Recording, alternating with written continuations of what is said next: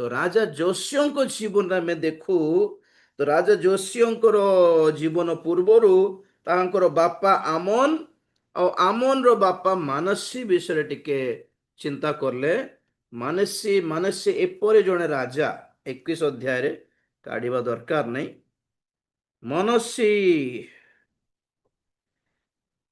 राज्य करने को आरंभ करने समय 12 वर्ष वयस्क थिले थिले रेस्पेक्ट और थिले और से जेरुसलेम रो 55 वर्ष राज्य कले।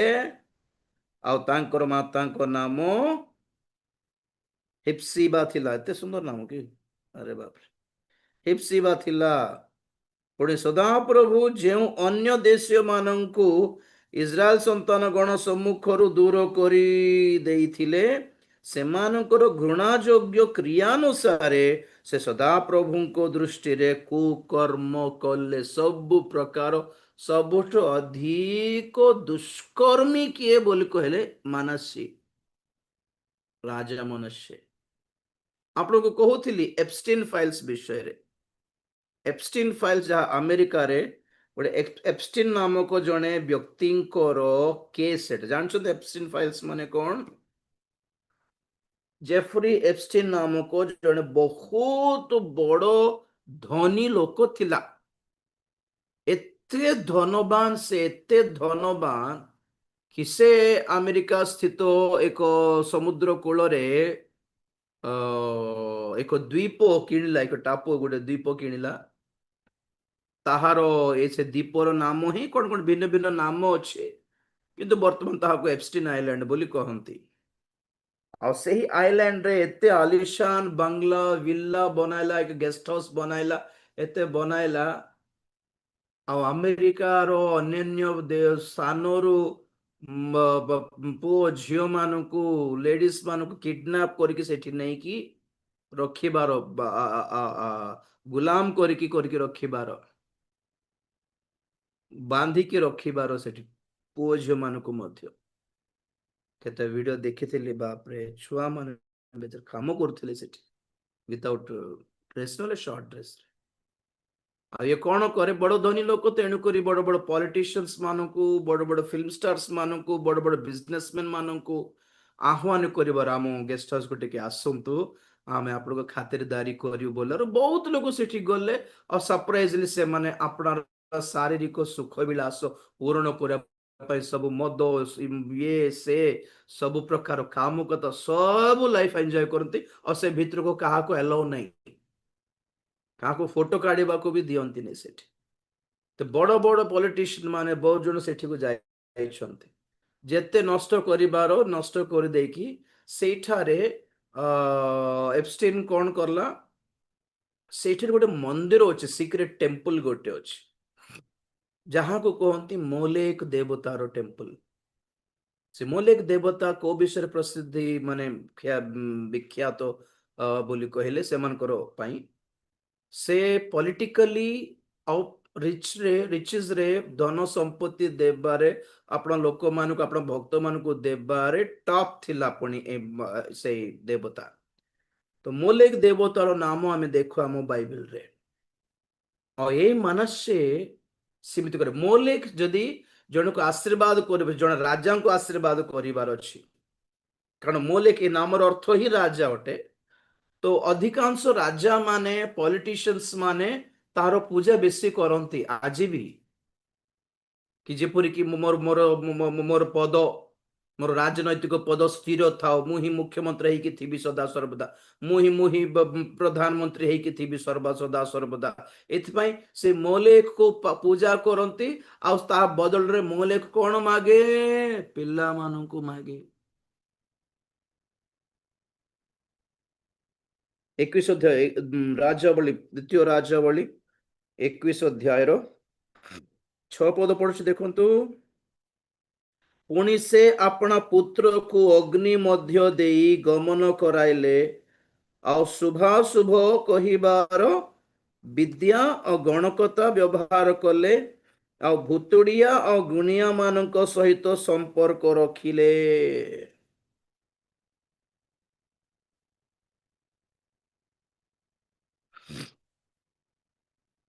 16 ପଦ ପଢୁଛି।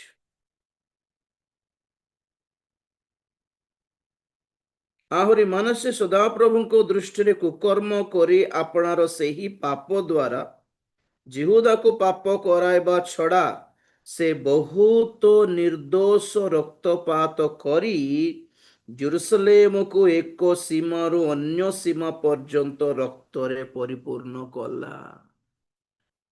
କାହାରି ରକ୍ତ? ନିର୍ଦ୍ଦୋଷୀ ମାନଙ୍କର ରକ୍ତ, ମିନ୍ସ ଛୁଆ ମାନଙ୍କର ରକ୍ତ, ଇନୋସେଣ୍ଟ ବ୍ଲଡ୍।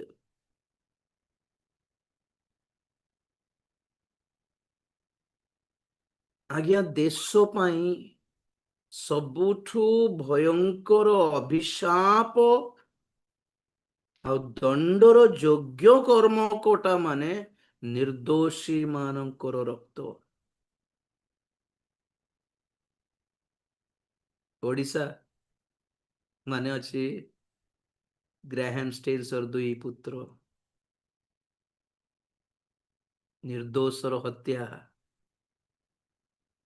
ପ୍ରଭୁ ପାଶୋରିବେ ନାହିଁ। ଆପଣ ଯେତେ ନ୍ୟାସନାଲ ଡେ ଅଫ ପ୍ରେୟର କରନ୍ତୁ, ଯେତେ ଓଡିଶା ପାଇଁ ପ୍ରାର୍ଥନା କରନ୍ତୁ, ବିପଦ, ଦଣ୍ଡ, ଅମଙ୍ଗଳ, ବିନାଶ ଆସିବ ହିଁ ଆସିବ। ତାହା କ୍ଷମା ହୁଏ ନାହିଁ। କିନ୍ତୁ ଉପାୟ କଣ କହିବି, ରୁହନ୍ତୁ, ପଢିବେ ଆପଣ ମାନେ।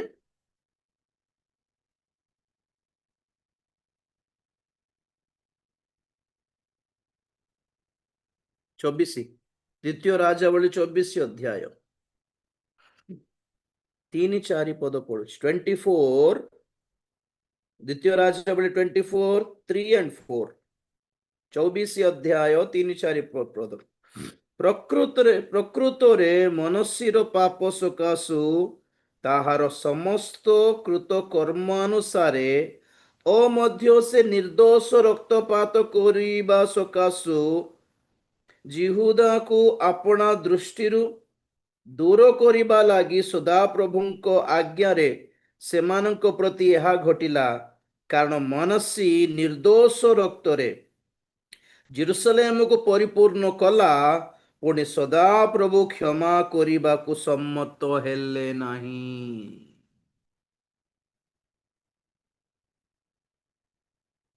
ନହେଲେ ଅନ୍ୟାୟ ହେଇଯିବ ଆଜ୍ଞା। ଆମ ଭଳି ଜଲସାରେ ଖାଇ ବୁଲିବା ଲୋକମାନଙ୍କ ପାଇଁ ଏମାନେ ଆମର କଣ ଗଲା ଆଜ୍ଞା? ଚିକନ ମଟନ ଖାଇକି ହାତ ଟେକିକି ପ୍ରଭୁ ଏ ଦେଶକୁ ତମେ ଅନୁଗ୍ରହ କର ବୋଲି କହିଦେବୁ। ଆମେ ମରିଛୁ କି ଯେ? ଆମର କଣ ଗଲା? ଆମେ ତ ହାରେ ଜୀବନ କାଟୁଛୁ ଆଉ ପ୍ରାର୍ଥନା କରି ପକାଉଛୁ ଯେପରିକି ଆମ ପ୍ରତି କିଛି ସମସ୍ୟା ନ ହେଉ। ଆମ ପରମେଶ୍ୱର ଅନ୍ୟାୟକାରୀ ପରମେଶ୍ୱର ନୁହନ୍ତି। ମୁଁ ସେଦିନ କହୁଥିଲି, ସୋଦମ ଗମୋରା ପରି ଗୋଟେ ଦୁଷ୍ଟ ନଗରରେ ଥିବା ଦିନହୀନ ମାନେ ଯଦି ପାଟି କଲାରୁ ଯଦି ପରମେଶ୍ୱର ଶୁଣି ଶ୍ରବଣ କଲେ ସେ ଚିତ୍କାର, ସେ ଆର୍ତ୍ତନାଦ, ତ ନିର୍ଦ୍ଦୋଷ ଛୁଆ ମାନଙ୍କର ପାଟି ରୋବ सुनिबे नहीं कि इस देश ने जितने प्रभु मसीहों को मारा है वो माफी के लायक नहीं है ब्रदर सिस्टर। रक्त प्रभुଙ୍କ ଲୋକମାନଙ୍କ ରକ୍ତ ଝରାଇଥିବା ଏଇ ଦୁନିଆ, ଏଇ ଦେଶ, ଏଇ ରାଜ୍ୟ ଗୁଡ଼ିକ, ओडिशा, छत्तीसगढ़, बिहार, झारखंड, मध्य प्रदेश, राजस्थान, जोठी अधिक परसिक्यूशन हुए आमर इंडिया रे, काउंट करके रखंतु से राज्य मानकर नाम।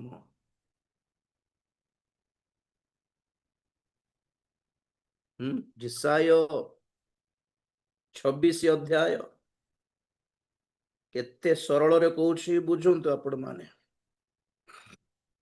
26-20-21 जिसाय पुस्तक 26 अध्याय 20-21 पद। ଆଗମନରେ ମଣ୍ଡଳୀ ଉଠାଯିବ ଯେତେବେଳେ, ସେତେବେଳେ କଣ ହେବ ଦେଖନ୍ତୁ। ହେ ମୋହର ଲୋକେ, ଅର୍ଥାତ୍ ହେ ଆମ୍ଭର ମଣ୍ଡଳୀ, ପ୍ରଭୁ ଡାକିକି ପଳେଇ ଆସ ବୋଲି ଡାକିବେ। ଏଠାକୁ ଉଠି ଆସ ସ୍ୱର୍ଗକୁ, ଆଉ ହେଲାଣି। ଆଉ ପ୍ରାର୍ଥନା କରିବା, ଆହୁରି ଲୋକମାନଙ୍କ ପରିତ୍ରାଣ ପାଇଁ ଚେଷ୍ଟା କରିବା, ଆଉ ମଙ୍ଗଳ ପାଇଁ ଚେଷ୍ଟା କରିବା, ଆଉ ଅନୁଗ୍ରହ ବର୍ତାଇବା, ଆଉ ଦୟା ପାଇଁ ନିବେଦନ କରିବା, ନାଇଁ ଆଉ ମଧ୍ୟସ୍ଥି ପ୍ରାप्ତ कुछ काम नहीं करेगा। जाने का टाइम हो गया हमारा, पैकअप करना है। मीटिंग सरला ପରେ ସବୁ पैकअप करू कि नहीं? हैं? ବକ୍ତା ମାନେ ପଳାଇବାର ଅଛି, ଯାହାର ଘରକୁ ସେମାନେ ପଳାଇବାର। ସେମିତି ଗୋଟେ ସମୟ ତ ପ୍ରଚାର କରିବାର ଗୋଟେ ସମୟ ଥାଏ, ପ୍ୟାକଅପ୍ କରିକି ପଳାଇବାର ବି ଗୋଟେ ସମୟ ଅଛି।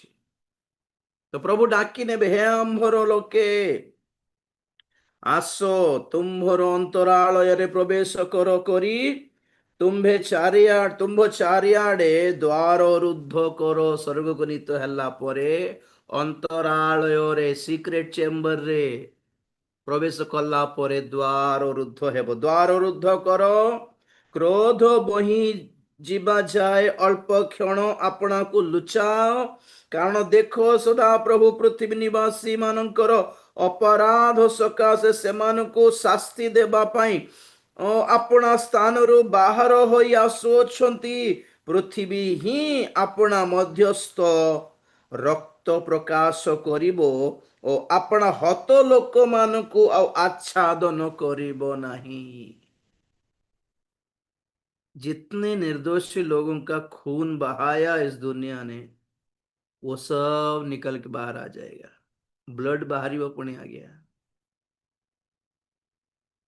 एमिति ब्लड बाहरिबो, एमिति ब्लड, एमिति रक्त हेबो दुनिया भूमि सारा।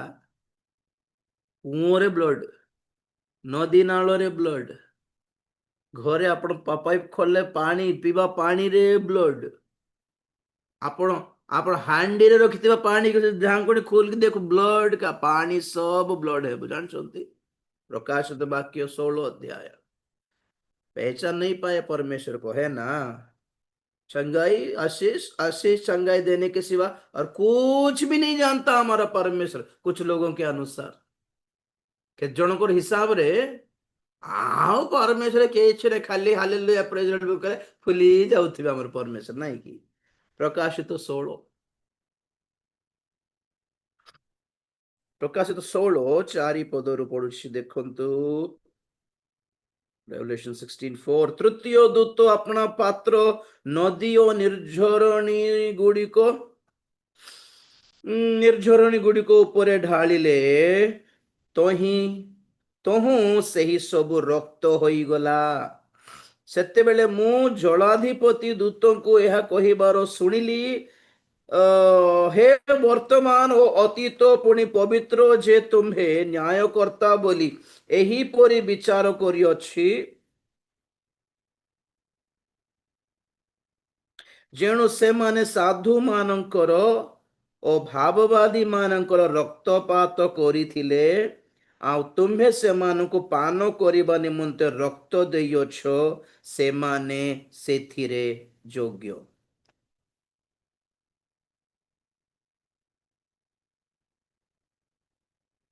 କୋଟା ପାଇଁ ଯୋଗ୍ୟ?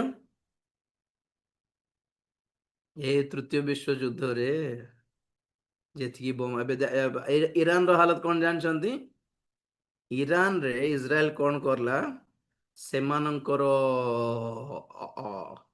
ଅଏଲ ରିଜର୍ଭସ ଉପରେ ବମ୍ ପକାଇଲା। ଅଏଲ ରିଜର୍ଭ, ପେଟ୍ରୋଲ ଡିଜେଲ ଯାହା କ୍ରୁଡ ଅଏଲ ଅଛି, ତ ଦ୍ୱାରା ଯେମିତି ବ୍ଲାଷ୍ଟ ହେଲା, ସେ କ୍ରୁଡ ଅଏଲ ଏଟା ସବୁ ଫାଟିକି ନିଆଁ ହେଇକି ଧୂଅଁରେ ଉପର ବାହାରିକି ଏସିଡ ବର୍ଷା ହେଉଛି, ପେଟ୍ରୋଲ ବର୍ଷା ହେଉଛି ଅଞ୍ଚଳ ସାରା। ଏମିତି କଳା ଧୂଆଁ ବାହାରିଲା କି ଯେଉଁ ଦ୍ୱାରା କି ସେମାନଙ୍କର ନିଶ୍ୱାସ ପ୍ରଶ୍ୱାସରେ ମଧ୍ୟ ପୁରା ବିଷପୂର୍ଣ୍ଣ ହେଇଯାଉଛି। ଅକ୍ସିଜେନ ନାହିଁ, ଆଉ ହାୱା ଗରମ, ଧୂଆଁ, ଆଉ ଏଇ ପେଟ୍ରୋଲ କି ଅଏଲ କି ନିଆଁ ପୋଡିବାର ଅଏଲ, ଏସିଡ ରେନ୍ ଲିଟରାଲି, ଅମ୍ଳ ବର୍ଷା ନା କଣ କହିବେ, ସବୁ ନଦୀ ନାଳରେ ସବୁ ଏଟା। ଆହୁରି ଆହୁରି କଣ ହେଲା, ସେମାନଙ୍କର ପାଣି ଫ୍ୟାକ୍ଟ୍ରି, କାରଣ ସେମାନଙ୍କ ପାଇଁ ପିଇବା ପାଣି ମିଳେ ନାହିଁ। କୁୱେଟ ଯାଇଥିଲି, କୁୱେଟରେ ନଦୀ ନାହିଁ, କୂଅରେ ପେଟ୍ରୋଲ ବାହାରେ, କୂଅରେ ପାଣି ବାହାରେନି, ସେମାନଙ୍କୁ ତ ପିଇବା ପାଣି କୋଉଠୁ ମିଳେ? ସମୁଦ୍ର ଛଡା କିଛି ନାହିଁ ସେମାନଙ୍କ ପାଇଁ ପାଣିର ସୋର୍ସ। ସମୁଦ୍ରରୁ ପାଣି ଆଣିକି ଡିସାଲାଇନ୍ ପ୍ଲାଣ୍ଟସ୍ ଥାଏ, ଡିସାଲାଇନ୍ ପ୍ଲାଣ୍ଟସ୍ ବୋଲି କହନ୍ତି, ମାନେ ସମୁଦ୍ରର ପାଣିକୁ ଫିଲ୍ଟର କରିକି ପିଇବା ପାଣି ପରି ଚେଞ୍ଜ କରିବେ ସେମାନେ। ତାର ବଡ ବଡ ଫ୍ୟାକ୍ଟ୍ରି ଗୁଡିକ, ବଡ ଦେଖିଲେ କି ଫ୍ୟାକ୍ଟ୍ରି ବୋଲର, ଏଟା ପାଣି ଫିଲ୍ଟର କରିବା ଫ୍ୟାକ୍ଟ୍ରି। ମୁଁ ଛାନିଆ ହେଇଗଲି। ରୁମରେ ଯାହା ପିଉଥିଲି ପାଣି ଯାକ ତ ଏଇଟା କି ଭଲ ମିଠା ଥିଲା ଅବଶ୍ୟ, ଆଉ ଯାହା ସବୁ ବାଥରୁମ ଯୋଉ ପାଣି ଆସେ ସବୁ ସଲ୍ଟ ୱାଟର ସବୁ, କିନ୍ତୁ ମିଠା ପିଇବା ପାଣି ପାଇଁ ସେମାନେ କେତେ କଷ୍ଟ କରନ୍ତି ଜାଣିଛନ୍ତି? ତ ଡିସାଲାଇନ୍ ପ୍ଲାଣ୍ଟସ୍ କୁ ମଧ୍ୟ ବ୍ଲାଷ୍ଟ କରିଦେଲେ। ପିଇବା ପାଣିର କମ୍, ନର୍ମାଲି ଜେନେରାଲି ସେ ଅଞ୍ଚଳ ମାନଙ୍କରେ ମଦ ବୋତଲ ଠାରୁ ପାଣି ବୋତଲ କଷ୍ଟ ବେଶୀ। ଗଲ୍ଫ କଣ୍ଟ୍ରିଜ ରେ ମଦ ବୋତଲ ଶସ୍ତା, ପାଣି ବୋତଲ ଅଧିକା। ଆପଣଙ୍କୁ କ୍ୱିଜ ଜାଣିଛନ୍ତି ଜେନେରାଲ ନଲେଜରେ ଟୋଟାଲି ନଦୀ ନଥିବା ଦେଶ କୋଉଟା ବୋଲି କହିଲେ ଆପଣ ପାଇବେ ସାଉଦି ଆରେବିଆ। ସାଉଦିରେ ଏଇ ଡିସାଲାଇନ୍ ପ୍ଲାଣ୍ଟ ବହୁତ ବଡ ବଡ ପ୍ଲାଣ୍ଟସ୍ ଗୁଡିକ ଅଛି। ଆଉ ଉପରେ ଯଦି ବମ୍ ପଡିଲା ମାନେ ଆଉ ରକ୍ଷା ନାହିଁ। କହିବାର ଉଦ୍ଦେଶ୍ୟ କଣ, ମାନେ ଆଉ ପାଣି ମିଳିବ ନାହିଁ ବ୍ରଦର ସିଷ୍ଟର। ଯେଉଁ ଦେଶ ପ୍ରଭୁଙ୍କ ଲୋକମାନଙ୍କୁ ତାଡନା ଦେଲା, ଯେଉଁ ଦେଶ ପ୍ରଭୁଙ୍କ ଲୋକମାନଙ୍କୁ ମାରି ହାଣି କାଟିକି ସେମାନଙ୍କର ରକ୍ତର ଅପରାଧ ମୁଣ୍ଡ ଉପରେ ପକାଇଲା, ସେମାନେ ବଞ୍ଚିବେ କି ଆରାମରେ? ମରଲେ ସେମାନେ ମୁକ୍ତି ପାଇଲା ପରିକା, ଯଦି ମରିଯିବେ ତ ବଞ୍ଚିଗଲେ ବୋଲି। ୱିଥାଉଟ୍ ମରଣ ନରକ ଭୋଗିବେ ତ ଆଉ। ଭାବୁଛନ୍ତି କି ପ୍ରଭୁଙ୍କର ଦାସ ମାନଙ୍କୁ ନିନ୍ଦା କରି ଅପମାନ କରି ଖ୍ରୀଷ୍ଟିଆନ ମାନେ ବି, ଖ୍ରୀଷ୍ଟିଆନ ମାନଙ୍କ ମଧ୍ୟରୁ ସାଂସାରିକ ଲୋକମାନେ ଆତ୍ମିକ ଲୋକମାନଙ୍କୁ ଯେମିତି ନିନ୍ଦା ଅପମାନ କରନ୍ତି, ସେମାନେ ବି ଏଥିରୁ ବଞ୍ଚିତ ନୁହନ୍ତି ଆଜ୍ଞା ଦଣ୍ଡରୁ। ଭାବୁଛନ୍ତି ବୋଧେ ନିର୍ଦ୍ଦୋଷ ମାନଙ୍କର ରକ୍ତପାତ କ୍ଷମା କରିବାକୁ ପରମେଶ୍ୱର ଆଉ ପସନ୍ଦ କଲେ ନାହିଁ। ବିକଜ ବଞ୍ଚିକି ଆରାମରେ ବିରିୟାନୀ ଖାଇ, ଚିକେନ ଖାଇକି ମଜା କରିବା ଲୋକମାନଙ୍କର ପ୍ରାର୍ଥନାରେ ଦମ ଥାଏ, ନା ପ୍ରଭୁଙ୍କ ପାଇଁ ପ୍ରାଣ ତ୍ୟାଗ କରୁଥିବା ଲୋକମାନଙ୍କର ଚିତ୍କାରରେ ଦମ ଥାଏ? ଆପଣ କହୁନାହାନ୍ତି। बुझो तो अपन माने किसके प्रार्थना में ज्यादा दम होगा? क्या लगता है आपको? किसके प्रार्थना की तरफ प्रभु रहेंगे? गोटे ओल्ड सोमान फास्टिंग करी जानी पारिबे नहीं गोटे पटे, और फास्टिंग करले भी चाकरी ପାଇଁ ସେମାନେ प्रार्थना, जॉब ପାଇଁ प्रार्थना, पाठ पढ़े ପାଇଁ प्रार्थना, मैरेज ପାଇଁ प्रार्थना, पिला छुआ ପାଇଁ प्रार्थना, घर द्वार ପାଇଁ प्रार्थना, सब शरीर लाभ ପାଇଁ का मनकर फास्टिंग। किंतु अलगा पटे सुसमाचार ପାଇଁ, विश्वास ପାଇଁ, सत्यता ପାଇଁ प्राण देई ଦେଇଛନ୍ତି। काहरी प्रार्थना रे बेसी दम थिबो कहउनांती? जेम कैथोलिक रो नन्स मां मानको वस्त्रहीन करी उल्लंग देहरे दौड़ाई दौड़ाई मारले, काटिले, पुड़ाइले। केमिति क्षमा करबे भाबुछंती आगे प्रभु? अन भाबुछंती गोटे 1999 रे आस्तिबा से गोटे झड़ तूफान रे छिनी गला बोलछंती कि एतो सस्ता कि प्रभुଙ୍କର लोक मानकर प्राण गोटे झड़ तूफान सरला बोलछंती कि? सब लिखा हुआ है, सब रिकॉर्ड में है, सब याद है प्रभु को। ये तो किछ नहीं झड़ तूफान एता की, जितना खून बहाया उतना खून ही पिएंगे। पेट्रोल ही मिलिबो जेमती आज ईरान रे पीवा पानी नहीं, पेट्रोल वर्षा बरसुछि, नदी नाल रे पेट्रोल, सेमिति तृतीय विश्व युद्ध रे रेडिएशन रे पूर्ण रेडियो एक्टिव रे मिश्रित पानी आ सब बम ब्लास्ट रे युद्ध रे मरीथिबा लोक मानकर सबरे से पची जाइथिबा सबरे मिश्रित पानी ही मिलिबो पीबा को, रक्त माने सेटा एमनको खून ही मिलेगा पीने के लिए। ମରି ଯାଇଥିବା ମାଛ ମାନଙ୍କର ମାଛରେ ପୂର୍ଣ୍ଣ ଥିବ ନଦୀ ନାଳ ସବୁ। वही पीना पड़ेगा। और फिल्टर का प्लांट्स भी नहीं होगा तब। पानी फिल्टर କରିବା ପାଇଁ ଛାଣିବା ପାଇଁ କିଛି ନଥିବ, ପିଇବାର का ସେଟା ହିଁ। ମୋର ମେସେଜ ଥିବ ଦେଖନ୍ତୁ ତୃତୀୟ ବିଶ୍ୱଯୁଦ୍ଧର ଫଳ କେମିତି ଥିବ। ସେ ପ୍ରକାଶିତ ବାକ୍ୟ 6 ଅଧ୍ୟାୟର ଦ୍ୱିତୀୟ ମୁଦ୍ରା, ତୃତୀୟ ମୁଦ୍ରା, ଚତୁର୍ଥ ମୁଦ୍ରା ଭାଙ୍ଗିଲାରୁ କଣ କଣ ଘଟଣା ଘଟିଲା ସେଠି ସବୁ ଥରେ ଦେଖନ୍ତୁ ଆପଣ ମାନେ। କେମିତି ବଞ୍ଚିବାର। ତ ମାନସୀ ଏମିତି କରଲା। ଆପଣ ନିଜ ପୁଅକୁ ମଧ୍ୟ କଣ ଅଗ୍ନିକୁଣ୍ଡରେ ପକେଇଲା, ମାନେ ମୋଲେକ ଦେବତା ଗୋଟେ ପ୍ରତିମା ସେପଟେ ଥିବ, ଗୋଟେ ପଟେ ଥିବ। ମୋଲେକ ଦେବତାର ସାମ୍ନାରେ ଅଗ୍ନି କୁଣ୍ଡ ଗୋଟେ ଥିବ, ନିଆଁ। ତ ଅଗ୍ନିକୁଣ୍ଡରେ ମୋଲେକ ଦେବତାର ପାଦ ପାଖରେ ଛୁଆ ମାନଙ୍କୁ ଫିଙ୍ଗି ଦେବାର ଅଛି। ଜିଅନ୍ତା ପୋଡିବାର ଅଛି ଛୁଆ ମାନେ। ଏପଷ୍ଟିନ୍ ଆଇଲ୍ୟାଣ୍ଡରେ ସେଟା କରୁଥିଲେ ପୁଣି ଛୁଆ ମାନଙ୍କୁ। ଆମେରିକା କ୍ଷମା ପାଇବ ଭାବୁଛନ୍ତି କି? ଆମେରିକାର ମାଓବାଦୀ ମାନେ, ଆମେରିକାର ବକ୍ତା ମାନେ, ଆମେରିକାର ବଡ ବଡ ପାଷ୍ଟର ମାନେ ଆମେରିକାକୁ ବଞ୍ଚାଇବେ ବୋଲୁଛନ୍ତି କି? ମୁଁ ତ କହେ ଯେଉଁଦିନ ବିଲିଗ୍ରାମଙ୍କର ମୃତ୍ୟୁ ହେଇଗଲା, ଯେଉଁଦିନ ରେନହର୍ଡ ବାଙ୍କେଙ୍କର ମୃତ୍ୟୁ ହେଇଗଲା, ଯେଉଁଦିନ ମରିସ୍ ସେରେଲୁଙ୍କର ମୃତ୍ୟୁ ହେଇଗଲା, ଯେଉଁଦିନ ଡେରେକ୍ ପ୍ରିନ୍ସର ମୃତ୍ୟୁ ହେଇଗଲା, ଯେଉଁଦିନ ଲିଓନାର୍ଡୋ ରାଭେନହିଲର ମୃତ୍ୟୁ ହେଇଗଲା, ଆଉ ରକ୍ଷା ନାହିଁ ଆମେରିକାର। ସୁରକ୍ଷିତ, ସୁରକ୍ଷାର ବାଡ଼ ଘୁଞ୍ଚିଗଲା ବୋଲି ଅର୍ଥ। ଏପରି ବଡ଼ ବଡ଼ ଦାସ ମାନଙ୍କର ସେମାନେ ପ୍ରଭୁଙ୍କ ପାଖକୁ କଳକୁ ପଳାଇଲା ପରେ ଆଉ କିଏ ରକ୍ଷା କରିବ? କାହାରି ପ୍ରାର୍ଥନା ଫଳି ବଞ୍ଚାଇ ଦେବ ଆମେରିକାକୁ? Nobody is there.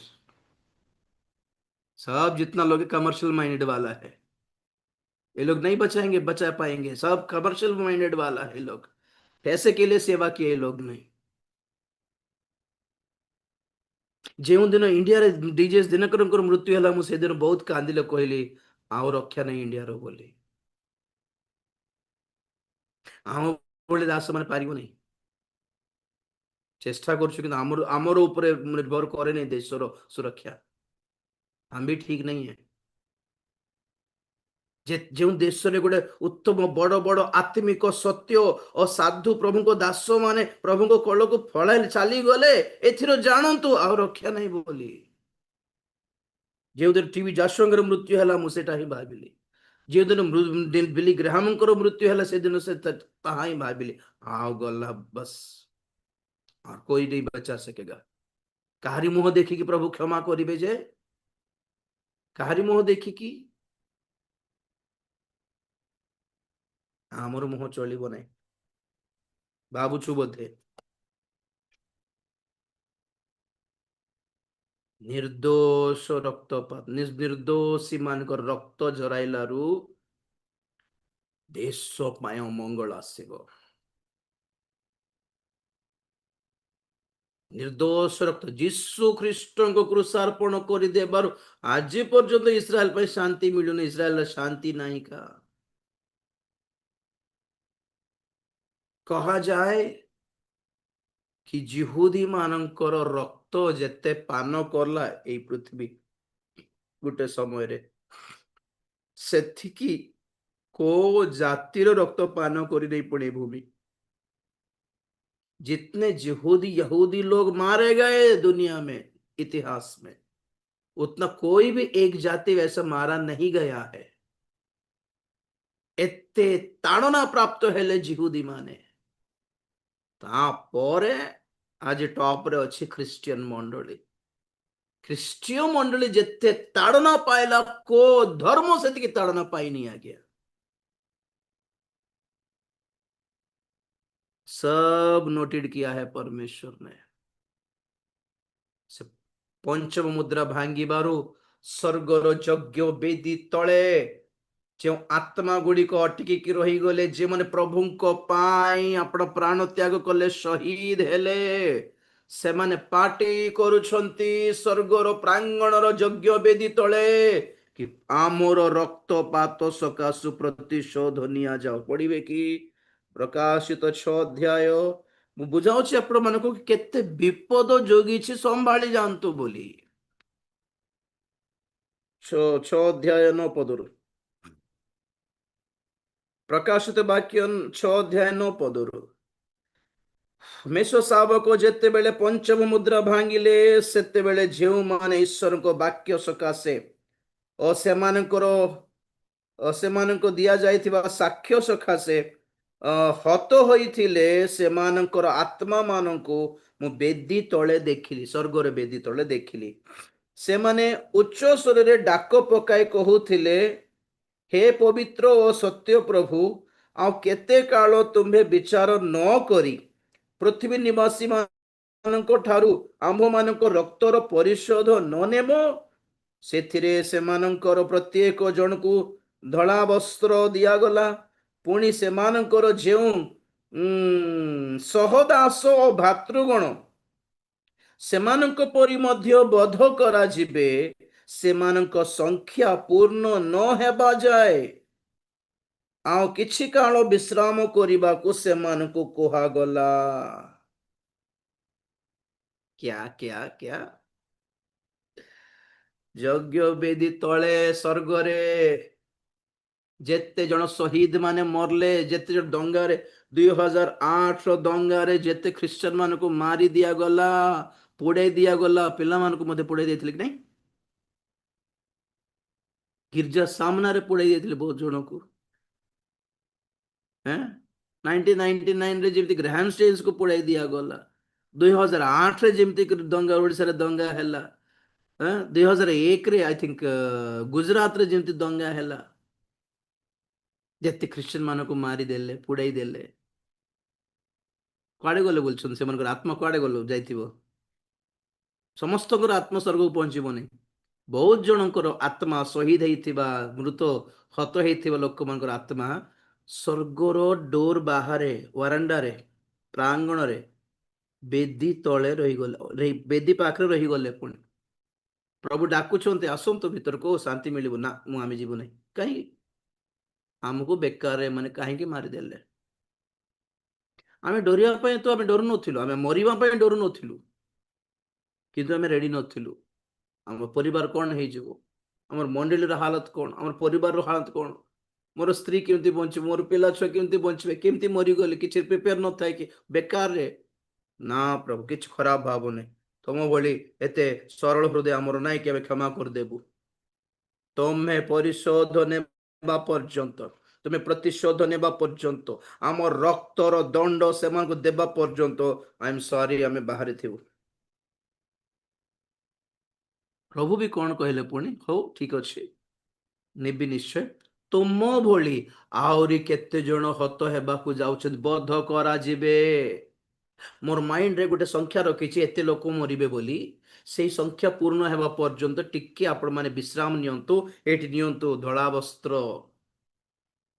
ଶ୍ଵେତ ବସ୍ତ୍ର ଦିଆଗଲା, ଯେପରିକି ସେମାନଙ୍କୁ କିଏ ଦୋଷ ନ ଦିଅନ୍ତୁ କି ମାନେ କ୍ଷମା କଲେ ନାହିଁ, ଏଟା କିପରି ଖ୍ରୀଷ୍ଟଙ୍କର ସ୍ୱଭାବ ବୋଲି କିଏ ନ କହନ୍ତୁ। ଏମାନେ କ୍ଷମା ନ କଲେ ମଧ୍ୟ, ପ୍ରତିଶୋଧ ପାଇଁ ପ୍ରାର୍ଥନା କଲେ ମଧ୍ୟ ଏମାନେ ନିର୍ଦ୍ଦୋଷ ଅଟନ୍ତି ବୋଲି ସେମାନଙ୍କ ପାଇଁ ହ୍ୱାଇଟ୍ ଡ୍ରେସ୍ ଦିଆଗଲା। ହ୍ୱାଇଟ୍ ମିନ୍ସ ନିର୍ଦ୍ଦୋଷ, ଦାଗ ନାହିଁ। ତ ସେମାନଙ୍କର ପ୍ରାର୍ଥନା, କ୍ରନ୍ଦନ, ଚିତ୍କାର ପ୍ରଭୁଙ୍କୁ ବ୍ୟସ୍ତ କରୁନି ବୋଲୁଛନ୍ତି କି? ଉଠୋ ହେ ପରମେଶ୍ୱର, ହେ ସଦା ପ୍ରଭୁ ଉଠୋ, ଆପଣ କ୍ରୋଧ ସହିତ ବାହାରି ଆସ। ହୃଦୟ ଜଳୁ ପ୍ରଭୁ ତମର, ହୃଦୟ ଟିକେ ଉତ୍ତପ୍ତ ହେଉ, ରାଗ ଟିକେ ବାହାରୁ, ଆମ୍ଭ ଲୋକମାନେ ତୁମେ କିଏ ଛୁଇଁବାକୁ ବୋଲି ସେମାନେ ସେମିତି ପ୍ରାର୍ଥନା କରୁଛନ୍ତି। ରକ୍ଷା ନେଇ ଜଗତର, କାରଣ ପ୍ରଭୁ ସେମାନଙ୍କୁ ପ୍ରମିସ୍ କଲେ, ମୁଁ ବୁଝୁଛି ପ୍ରତିଶୋଧ ନେବି ନିଶ୍ଚୟ, ଆଇ ୱିଲ୍ ଟେକ୍ ରିଭେଞ୍ଜ। ଟିକେ ସମ୍ଭାଳ ନିଅ, ଟାଇମ ଅଛି। କେତେ ବଡ ବିପଦ ଜଗିଛି ଏଇ ଜଗତ ପାଇଁ। ଏଇ ଛୁଆ ମାନଙ୍କୁ କାଟି ମାରି, ଆଉ ତ ସେଦିନ କହୁଥିଲି କେତେ ଜଣଙ୍କୁ ରାନ୍ଧି ଖାଇ ଦେଇଛନ୍ତି। ହଁ, ଗୋଟେ ଗୋଟେ ସାଇନ୍ସ କହେ, ଜାଣିଛନ୍ତି ଆପଣ ମାନେ, ଭ୍ୟାକ୍ସିନ ରେ ବି ଏଇ ଛୁଆ ମାନଙ୍କର କିଡନୀରୁ କଣ କହିବେ, ହ୍ୟୁମାନ ଏମ୍ବ୍ରିଓନିକ କିଡନୀ, HEK ବୋଲି କହିବେ। ଗର୍ଭସ୍ଥ ଶିଶୁ ମାତାଙ୍କର ପେଟର 3-4 ମାସର କିଡନୀ କେବେ ଫର୍ମ ହୁଏ, I don't know, May B 4th month ନା 6th ମନ୍ଥ କି 5th ମନ୍ଥ, ଜଣା ନାହିଁ। ଏଇ ସେମାନଙ୍କୁ ଛୁଆ ମାନଙ୍କୁ ଏବର୍ଟ କରାଇକି ସେଇ ଛୁଆ ମାନଙ୍କୁ କିଡନୀରୁ କଣ ଗୋଟେ ଏନଜାଇମ୍ସ ବାହାର କରିକି ଭ୍ୟାକ୍ସିନ ରେ ମିଶେଇଛନ୍ତି, କୋଭିଡ ଭ୍ୟାକ୍ସିନ ରେ। ଷ୍ଟଡି କଲେ କେବେ ଆପଣ ମାନେ ଲୋକମାନେ ଆପଣାର ସ୍ୱାସ୍ଥ୍ୟ ପାଇଁ ନିଜେ ଯେପରି ଶୀଘ୍ର ବୁଢା ନ ହୁଅନ୍ତୁ, ଯେମିତିକି ସେମାନେ ବୁଢା ହେଲେ ବି ସେମାନଙ୍କର ମୁହଁ ଯେମିତି ବୁଢା ପରି ନ ଦେଖାଯାଉ, ଟିକେ ନାଜୁକ ହେଇକି, ଟିକେ ସଫ୍ଟ ହେଇକି, ଟିକେ ସ୍ଲିମ୍ ହେଇକି ସେମାନେ 60-70 ବର୍ଷ ହେଲେ ମଧ୍ୟ ଯଦି ସ୍ଲିମ୍ ହେଇକି ଦେଖାଯିବେ, ଏଥିରେ ମତେ ଯାହା ଯାହା କରିବା ଦରକାର ସବୁ କରି ପକାଉଛନ୍ତି। କେବେ ଷ୍ଟଡି କଲେ କି ଆପଣ ତାର ଗୋଟେ କମ୍ପାନୀ ଅଛି, ଝିଅ ମାନଙ୍କୁ ଜବରଦସ୍ତି ପ୍ରେଗନେଣ୍ଟ କରାଇକି ଲ୍ୟାବରେ ଛୁଆ ପେଟରେ ଜନ୍ମ ହେଲା ପରେ ତା କାଢି ଦେଇକି ସେ ଝିଅ ମାନଙ୍କୁ ପଇସା ଦେଇକି ପଠାନ୍ତି।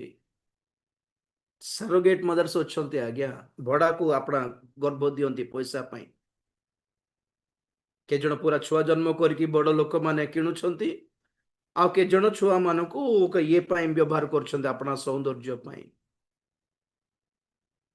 ସୁପ୍ କରିକି ବନାଇକି ପିଇ ଦିଅନ୍ତି, ସେ ସୁପ୍ ପୁଣି ବହୁତ ଭଲ, ପୁଣି ସେମାନଙ୍କୁ ଇଏ ପାଇଁ ଡିମାଣ୍ଡରେ ଅଛି ଏଟା ଆଜିକାଲି। ରକ୍ଷା ପାଇବ କି ଆମେରିକା?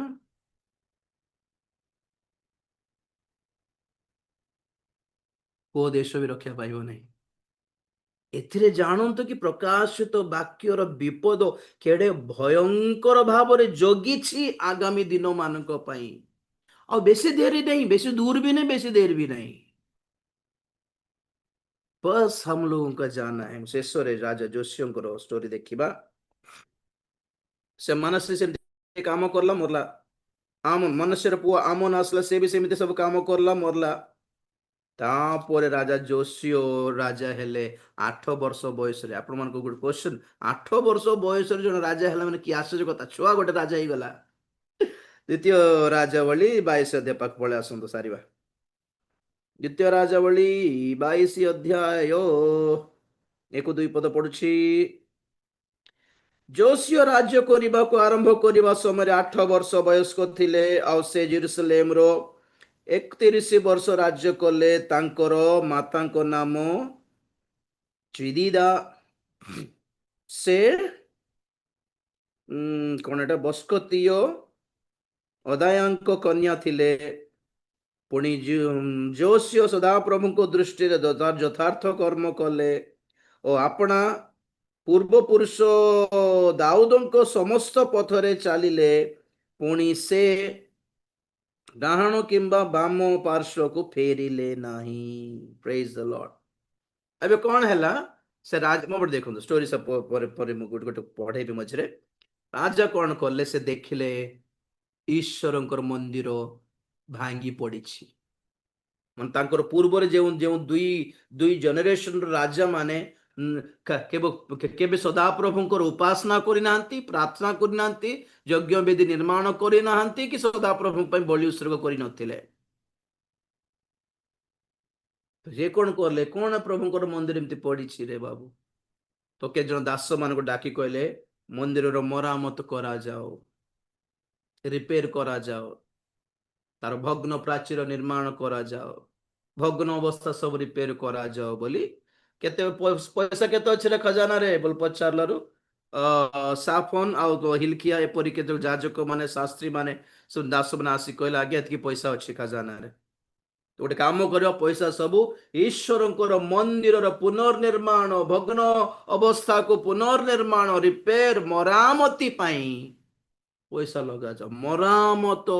ଆଜି ନୂତନ ନିୟମରେ ମନ୍ଦିର ମାନେ କଣ? ଆମର ଶରୀର।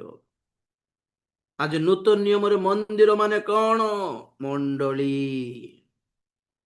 ମରାମତ ହେଉ, ବିଚାରରୁ ବଞ୍ଚିତ ହେବୁ, ଦଣ୍ଡରୁ ବଞ୍ଚିତ ହେବୁ।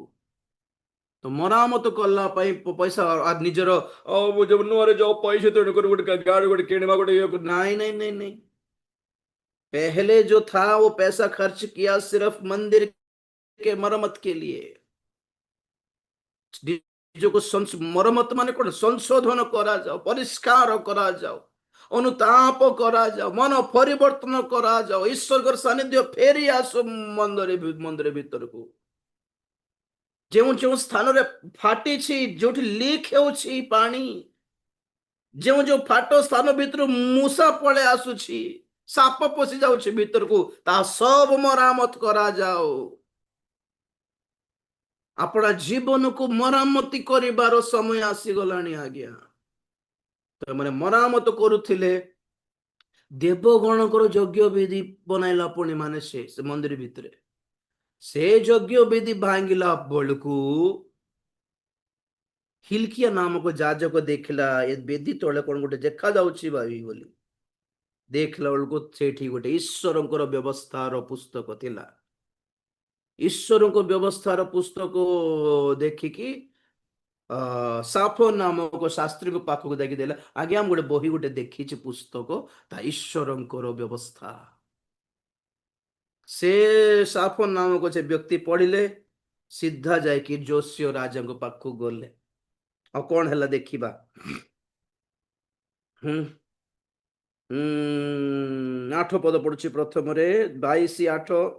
ସେତେବେଳେ ହିଲକିୟ ମହାଯାଜକ ସାଫୋନ ଲେଖକଙ୍କୁ କହିଲା, ଆମ୍ଭେ ସଦାପ୍ରଭୁଙ୍କ ଗୃହରେ ଏହି ବ୍ୟବସ୍ଥା ପୁସ୍ତକ ପାଇଅଛୁ। ଆଉ ହିଲକିୟ ସାଫାନକୁ ସେହି ପୁସ୍ତକ ଦିଅନ୍ତେ, ସେ ତାହା ପାଠ କଲା। ରାଇଟ, 10 ପଦ। ଆହୁରି ସାଫନ ଲେଖକ ରାଜାଙ୍କୁ, ସାଫନ ଲେଖକ, ଯାହା ଶାସ୍ତ୍ରୀ ବୋଲି କହିଲେ ଲେଖକ, ଓକେ।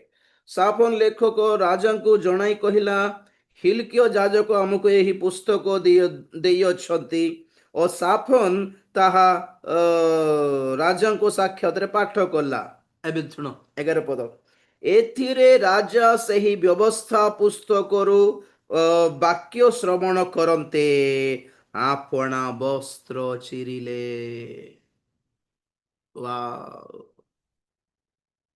ବାକ୍ୟ ଶୁଣିକି, ବ୍ୟବସ୍ଥାର ବାକ୍ୟ ଶୁଣିକି ସଦାପ୍ରଭୁ କହିଲେ କୋ ରୁଲ ପାଳିବାର, କୋ ନିୟମ ତୁମେ ପାଳିବା କଥା, ତୁମେ ସଦାପ୍ରଭୁଙ୍କର କେମିତି ଆଜ୍ଞା ପାଳନ କରିବା କଥା, ସଦାପ୍ରଭୁଙ୍କର କ୍ରୋଧ ଜନ୍ମାଇବା କଥା ନୁହେଁ, ଅମକ ସମକ ଦୁଷ୍ଟ ଖରାପ ବାଟରେ ଚାଲିବା କଥା ନୁହେଁ, ଏମିତି ପବିତ୍ର ବାଟରେ ଚାଲିବା ଆବଶ୍ୟକ। ସବୁ ବ୍ୟବସ୍ଥାର ଶିକ୍ଷା ଶୁଣିକି ସେ ବସ୍ତ୍ର ଚିରିଦେଲା ରାଜା।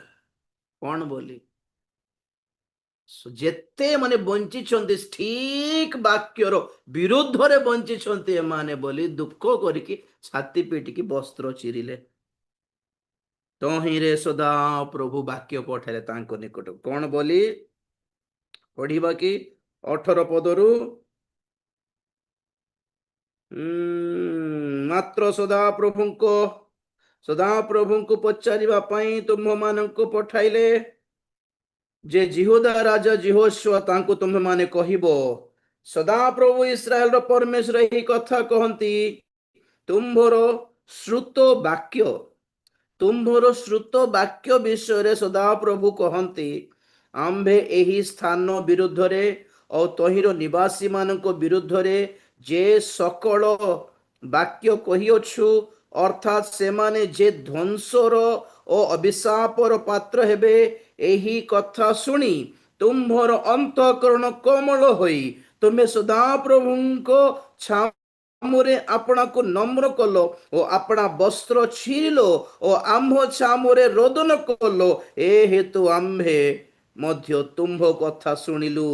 ଏଥିପାଇଁ ଦେଖ, ଆମ୍ଭେ ତୁମକୁ ତୁମ ପିତୃ ଲୋକଙ୍କ ନିକଟରେ ସଂଗ୍ରହ କରିବା ଆଉ ତୁମ୍ଭେ ଶାନ୍ତିରେ ଆପଣା କବରରେ ସଂଗୃହୀତ ହେବ। ପୁଣି ଆମ୍ଭେ ଏହି ସ୍ଥାନ ଉପରେ ଯେ ସବୁ ଅମଙ୍ଗଳ ଆଣିବା, ତାହା ତୁମ୍ଭ ଚକ୍ଷୁ ଦେଖିବ ନାହିଁ। କି ଭ୍ୟାଲିଡ ପ୍ରତିଜ୍ଞା ଆଜ୍ଞା। ବାକ୍ୟ ଶୁଣିକି ଯଦି ଆପଣ ବସ୍ତ୍ର, ଜୋଏଲ ପୁସ୍ତକରେ କହନ୍ତି ଏଥର ବସ୍ତ୍ର ନୁହେଁ, ଆପଣାର ହୃଦୟ ଚିରିବାକୁ ଶିଖ, ହୃଦୟ ଭାଙ୍ଗିବାକୁ ଶିଖ, ହୃଦୟକୁ କୋମଳ କରିବାକୁ ଶିଖ, ନିଜକୁ ନମ୍ର କରିବାକୁ ଶିଖ, ଈଶ୍ୱରଙ୍କ ଛାମୁରେ ନମ୍ର ହେଇକି ରୋଦନ କରିବାକୁ ଶିଖ। ପ୍ରଭୁ କହୁଛନ୍ତି, ଯେଉଁ ଅମଙ୍ଗଳ ଆମେ ଆଣିବାକୁ ଯାଉଛୁ ଏ ଦେଶ ଉପରେ, ତାହା ତୁମେ ଦେଖିବ ନାହିଁ, ତା ପୂର୍ବରୁ ଆମ୍ଭେ ତୁମକୁ ଗ୍ରହଣ କରି ନେବା। तो क्या सॉल्यूशन है? वचन को सुनो ठीक से, ନିଜକୁ ସଜାଡ ଠିକ ରେ, ବାକ୍ୟ ଶୁଣିକି ଡର ଭୟ କର ଭଲରେ, ବାକ୍ୟ ଶୁଣିକି ନିଜକୁ ନମ୍ର କର ଭଲରେ। ବସ୍ତ୍ର ଚିରିଲେ ଯାହା ଆପଣ ହୃଦୟ ସେମିତି ଚିରିବାକୁ ଶିଖ ପ୍ରଭୁଙ୍କ ସମ୍ମୁଖରେ। ପ୍ରଭୁଙ୍କର ବାକ୍ୟ ଆସି କହେ ଭଲ ଲାଗିଲା रे बाबू, तुम्हारा एटीट्यूड अच्छा लगा मुझे, फिर भी दुनिया को देश को माफ नहीं करूंगा। हाँ इतना करूंगा, ଅମଙ୍ଗଳ ଘଟିବା ପୂର୍ବରୁ ତୁମକୁ ଗ୍ରହଣ କରି ନେବି। ଏତିକି ଯଥେଷ୍ଟ ଆଜ୍ଞା। ଦୁନିଆ ଆଉ ବଞ୍ଚିବ ନାହିଁ, ଦେଶ ଆଉ ବଞ୍ଚିବ ନାହିଁ, ଓଡିଶା ବି ବଞ୍ଚିବ ନାହିଁ। ଲେଖିକି ରଖନ୍ତୁ। ଉପାୟ କଣ? ଆମେ ଗ୍ରହଣିତ ହେବା ଦରକାର। କେମିତି ଗ୍ରହଣ ହେବା?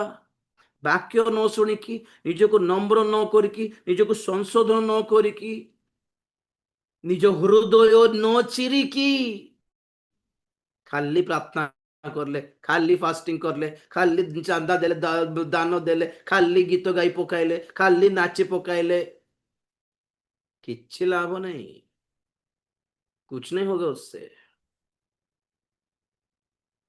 राजा जोशियो प्रभुଙ୍କର ବ୍ୟବସ୍ଥାର ବାକ୍ୟ ଶୁଣନ୍ତେ, ସେଥିରେ ଲେଖାଯାଏ ଏମାନେ ଯଦି ଆମ୍ଭର ବିରୁଦ୍ଧରେ ପାପ କରିବେ, ଇସ୍ରାଏଲି ମାନେ, ସେମାନେ ଜାଣି ନଥିବା ଅନ୍ୟ ଦେବଗଣ ପ୍ରତି ଯଦି ଫେରିବେ, ଆମ୍ଭେ ମାନଙ୍କୁ ବିନାଶ କରିବା, ଦଣ୍ଡ ଦେବା, କ୍ରୋଧ ବର୍ତ୍ତାଇବା, ଯାହା ଯାହା ଲେଖା ତ ଶୁଣିକି ବସ୍ତ୍ର ଚିरले पुणी ये एटीट्यूड कहाँ गया? वचन को सुन के खुद को सजाने के, खुद को ठीक करने का,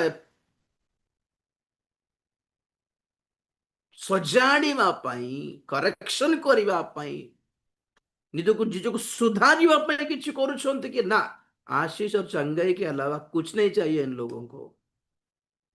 हमें ना कुछ नहीं करना, बस जो करना है वही करेगा। आशीष देना उसका काम है, चंगाई देना उसका काम है, और हमारा काम कुछ नहीं है। बस हाँ फिर खाली विश्वास करो हो जाएगा, नहीं होगा। लिख के रखना आप लोग। एमती वक्ता मान द्वारा भी हेबनी, सेमती विश्वासी मान द्वारा भी हेबनी, सेमती सभा मान द्वारा भी किसी हेबनी। मजा पे सभा, मजा पे सभा, सब वर्ष कर वर्ष कर बोला परी लोक मान ଅମଙ୍ଗଳ ଆସୁଛି, ଦଣ୍ଡ ଆସୁଛି, ନହେଲେ ସବୁ ଜାଗାରେ ପ୍ରଭୁଙ୍କର ମଣ୍ଡଳୀ ଅଛି, ସବୁ ଜାଗାରେ ପ୍ରଭୁଙ୍କର ଦାସ ମାନେ ଅଛନ୍ତି। हर जगह न्याय होगा। ସମୟ ସୁଯୋଗ ଥିବା ଭିତରେ ସଂଶୋଧନ ମୂଳକ ବାକ୍ୟ ଗ୍ରହଣ କରନ୍ତୁ, ସତର୍କତା ମୂଳକ ବାକ୍ୟ ଗ୍ରହଣ କରନ୍ତୁ, ପରିଷ୍କାର କରିବାର ବାକ୍ୟ ଗ୍ରହଣ କରନ୍ତୁ, ପରିବର୍ତ୍ତନ ପାଇଁ ଚେତନା ଦେଉଥିବା ବାକ୍ୟ ଗ୍ରହଣ କରନ୍ତୁ, এই ସତର୍କ ବାଣୀ ଗ୍ରହଣ କରନ୍ତୁ। এই ସତର୍କ ବାଣୀର ଶେଷ ସତର୍କ ବାଣୀ, ଶେଷ ତୁରୀ ଧ୍ୱନି ମାନେ କଣ ଭାବୁଛନ୍ତି? ଶେଷ ତୁରୀ ଧ୍ୱନି ବୋଲି କହିଲେ ଶେଷ ସତର୍କ ବାଣୀ। ଇସ୍ରାଏଲର ସମ୍ମୁଖରେ ତୁରୀ ବଜାଇକି ସତର୍କ ଚେତାବନୀ ଦେଉଥିଲେ ବିପଦ ଆସୁଛି ବୋଲି। ତ ଶେଷ ତୁରୀ ଧ୍ୱନି ବୋଲି କହିଲେ ଶେଷ ସତର୍କ ବାଣୀ। ଏହା ପରେ ଆଉ କୋଉ ବାକ୍ୟ ଆପଣଙ୍କୁ ରକ୍ଷା କରିପାରିବନି, ଆଉ କୋଉ ବାକ୍ୟ ଚେତନା ଦେବନି, ଆଉ କୋଉ ଅନ୍ୟ ବାକ୍ୟ, ଚାଙ୍ଗାଇର ବାକ୍ୟ, ଆଶୀଷର ବାକ୍ୟ, ପ୍ରତିଜ୍ଞାର ବାକ୍ୟ, ବ୍ଲେସିଂର ବାକ୍ୟ ଆପଣଙ୍କୁ ପରିବର୍ତ୍ତନ କରାଇବନି। This is the last trumpet, this is the last warning. ଏଟା ଶେଷ ତୁରୀ ଧ୍ୱନି ଅଟେ। ଏଥିରେ ପରିବର୍ତ୍ତନ ହେଲେ ଫାଇନ୍, ନହେଲେ ବି ବାକ୍ୟ ମିଳିବ, କିନ୍ତୁ ପରିବର୍ତ୍ତନ ହେବାର ସୁଯୋଗ ନାହିଁ।